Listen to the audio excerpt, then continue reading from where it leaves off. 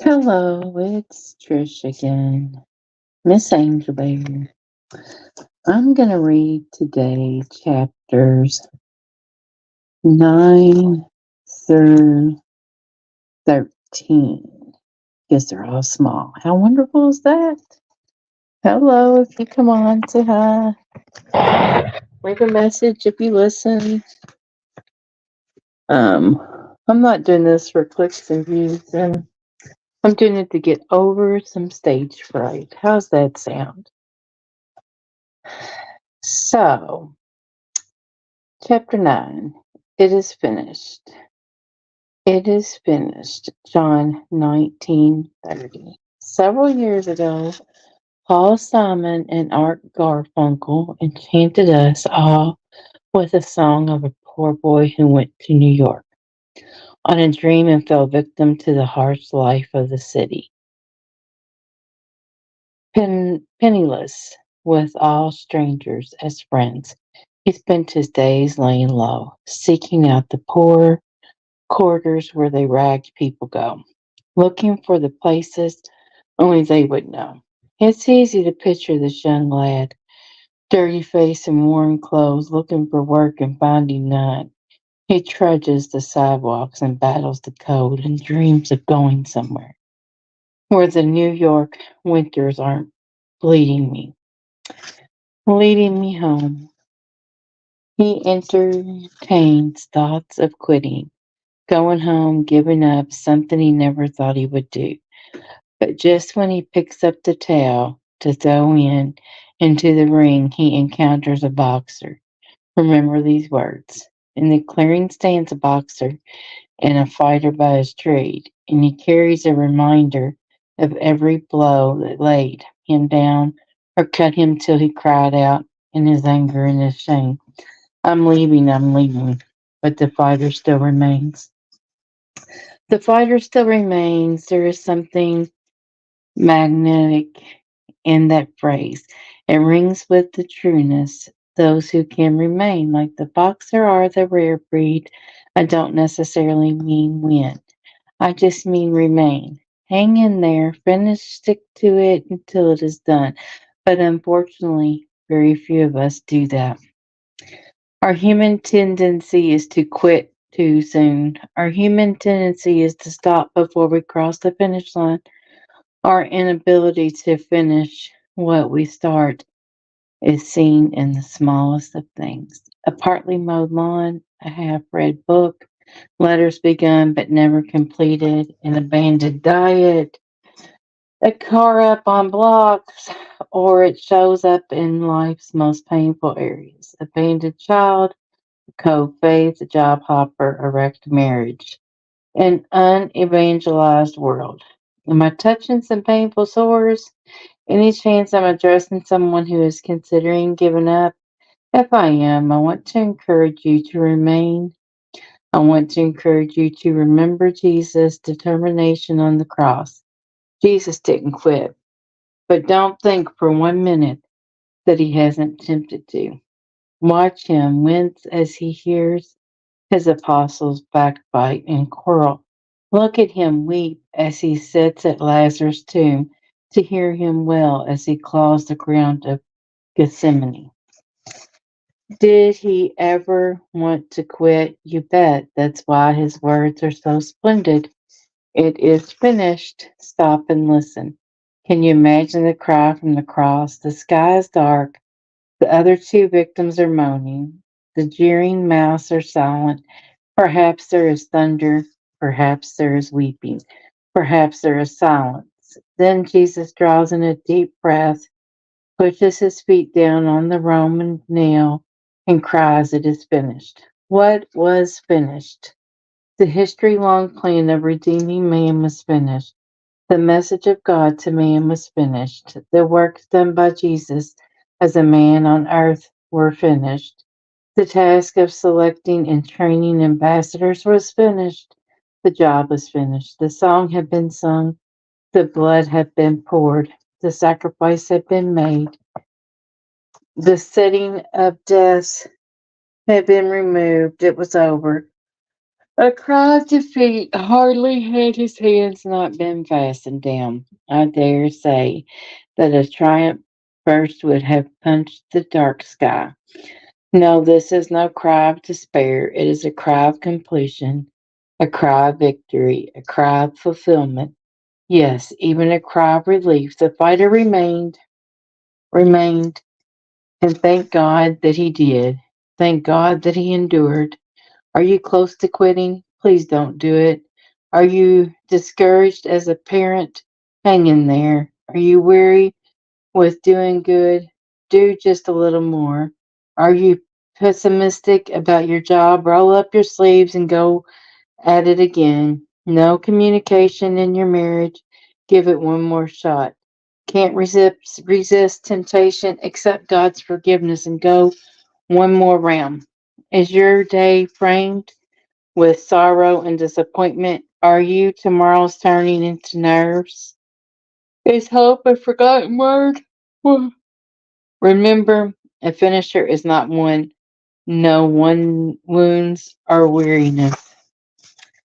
Quite to be contrary. He, like the boxer, is scared and bloody. Mother Teresa is credited with saying, God didn't call us to be successful, just faithful. The fighter, like our master, is pierced and full of pain. He, like Paul, may even be bound and beaten, but he remains. The land of promise, as Jesus awaits those who endure. It is not just for those who make the victory laps or drink champagne. No, sir, the land of promise is for those who simply remain to the end. Let's endure. Listen to this chorus of verses designed to give us staying power. Consider it pure joy, my brothers, whenever you face trials of many kinds, because you know that the testing of your faith develops perseverance. Therefore, lift your drooping hands and strengthen your weak knees, and make straight paths for your feet, so that what is lame may not be put out of the joint, but rather be healed. Let us not become weary in doing good, for at the proper time we will reap a harvest if we do not give up. I have fought the good fight. I have finished the race. I have kept the faith. Now there is in store for me the crown of righteousness, which is the Lord. The righteous judge will award to me one day, on that day, and not only to me, but also to all who have longed for his appearing. Blessed is the man who preserves, perseveres under trial, because when he has stood the test, he will receive the crown of life that God has promised to those who love him. Thank you, Paul Simon. Thank you, Apostle Paul. Thank you, Apostle James. But most of all, thank you, Lord Jesus, for teaching us to remain, to endure, in the end, to finish. Chapter 10. Take me home. Father, into your hands I commit my spirit. Luke 23:46. Were it a war, this would be the aftermath. Were it a sympathy, this would be the second between the final note and the first applause. Were it a journey, this would be the sight of home. Were it a storm, this would be the sun piercing the clouds, but it wasn't. It was a Messiah, and this was a sigh of joy.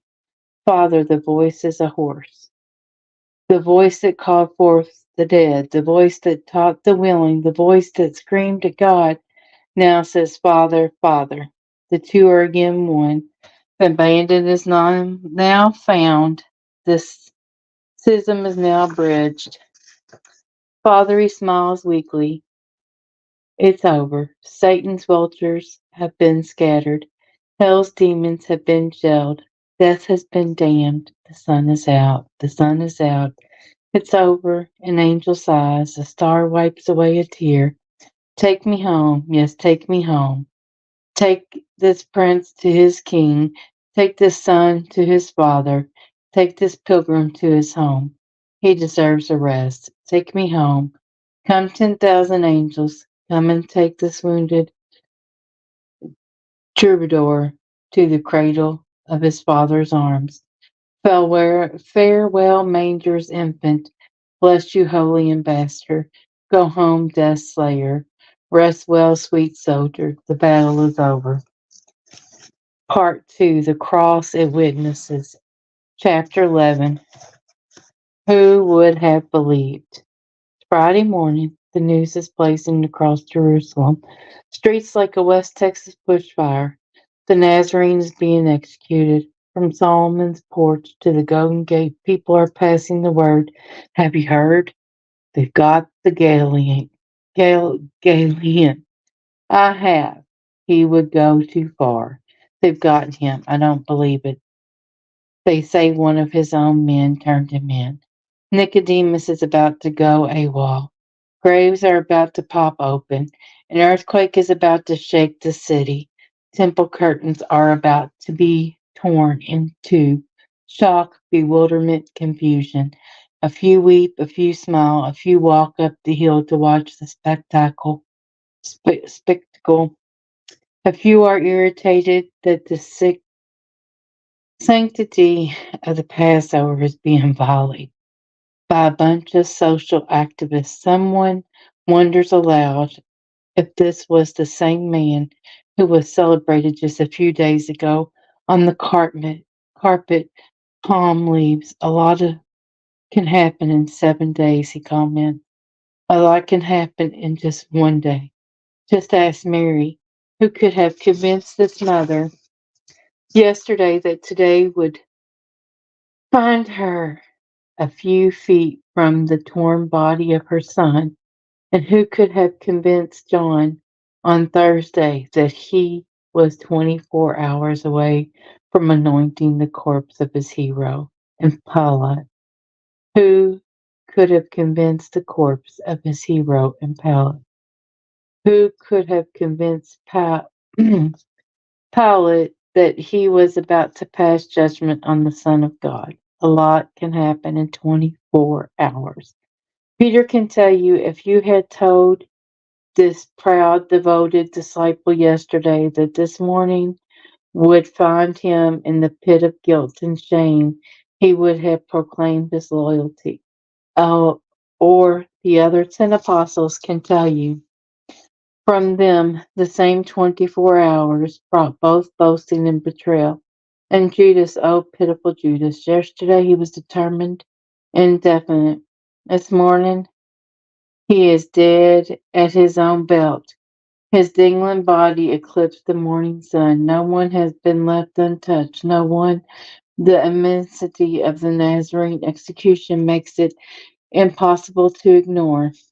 See the woman arguing at the street corner? Lay odds that the subject is a Nazarene. Those two women at the market, they're giving their opinion on self-proclaimed Messiah. The countless pilgrims who are entering Jerusalem for the Passover. They will go home with a spellbinding story of the teacher who was raised from the dead. Everybody has an opinion. Everyone is choosing a side. You can't be neutral on an issue like this one. Apathy, not this time. It's one side or the other. All have to choose. And choose they did. For every cunning Caiaphas, there was a daring Nicodemus. For every cynical Herod, there was a questioning Pilate. For every pot-mouthed thief, there was a truth-seeking one. For every turncoat Judas, there was a faithful John. There was something about the crucifixion that made every witness either step toward it or away from it. It simultaneously compelled and repelled. And today, 2,000 years later, the same is true. It's the watershed, it's the continental divide, it's Normandy, and you either on one side or the other. A choice is demanded. We can do what we want with the cross. We can examine its history. We can study its theology. We can reflect upon its prophecies. Yet, the one thing we can't do is walk away in neutral. No fence setting is permitted. The cross and its absurd splendor doesn't allow that. That is one luxury that God and his awful mercy doesn't permit. On which side are you? Faces in the crowd. Chapter 12. Two types of people were touched by the cross, those touched by choice and those touched by chance. Among the later, some intriguing tales are still told. Take Malchus, for example. As a servant of the high priest, he was only doing his job at the garden, yet this routine raid would have been his last if he had not been quick to duck. The torches gave just enough light for him to see the flash of the sword and swoosh. Malchus leans back enough to save his neck, but not his ear. Peter gets a rebuke and Malchus gets a healing touch in event in history. History that is to everyone but Malachi. Had it not been for the telltale blood stain on his cloak, he might have awakened the next morning, talking about a crazy dream. He had had some believe that Malachi was later numbered among the believers at Jerusalem. We don't know for sure, but we can be sure of one thing. From that night on, whenever Malachi would hear people talk about the carpenter who rose from the dead, he wouldn't scoff. No, he'd tug at his earlobe and know that it was possible. It happened too fast. One minute Barabbas was in his cell on death row playing tic-tac-toe on the dirt walls, and the next he was outside squinting his eyes at the bright sun. You're free to go. Barabbas scratches his beard. What? You're free? They took the Nazarene instead of you. Barabbas has often been compared to humanity, and rightly so. In many ways, he stands for us, a prisoner who was freed because someone he had never seen took his place. But I think Barabbas was probably smarter than we are in one respect. As far as we know, he took his sudden freedom for what it was, an undeserved gift. Someone tossed him a life preserver and he grabbed it. No question asked. You couldn't imagine him pulling some of our stunts. We take a free gift and try to earn it or disguise it or pay for it instead of simply saying thank you for accepting it. Ironic as it may appear, one of the hardest things to do is to be saved by grace. There's something in us that reacts to God's free gift. We have some weird compulsion to create laws, systems, and regulations that will make us worthy of our gift. Why do we do that? The only reason I can figure is pride. To accept grace means to accept its necessity. And most folks don't like to do that. To accept grace also means that one realizes his despair, and most people aren't too keen on doing that either. Barabbas, though, knew better. Hopelessly stranded on death row, he wasn't about to balk at the granted stay of execution. Maybe he didn't understand mercy, and surely he didn't deserve it, but he wasn't about to refuse it. We might do well to realize that on plight isn't too different than that of Barabbas. We too are prisoners who no chance for appeal. But why some prefer to stay in prison while the cell door has been unlocked in mystery worth pondering. If it is true that a picture paints 1,000 words, then there was a Roman centurion who got a dictionary full. All he did was see Jesus suffer.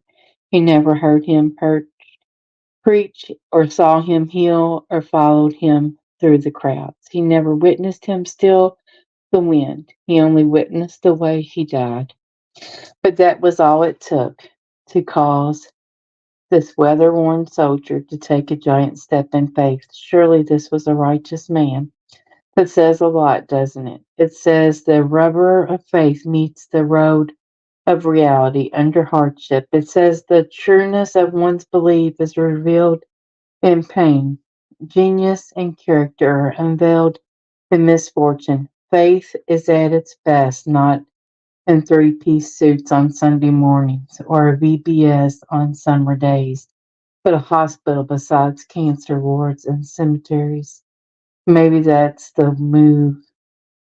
This old, crusty soldier, serenity in suffering is stirring testimony. Anybody can preach a sermon on a mount surrounded by daisies, but only one with a gut full of faith can live a sermon on a mount of pain. Thank you all for listening. Have a good day and God bless you.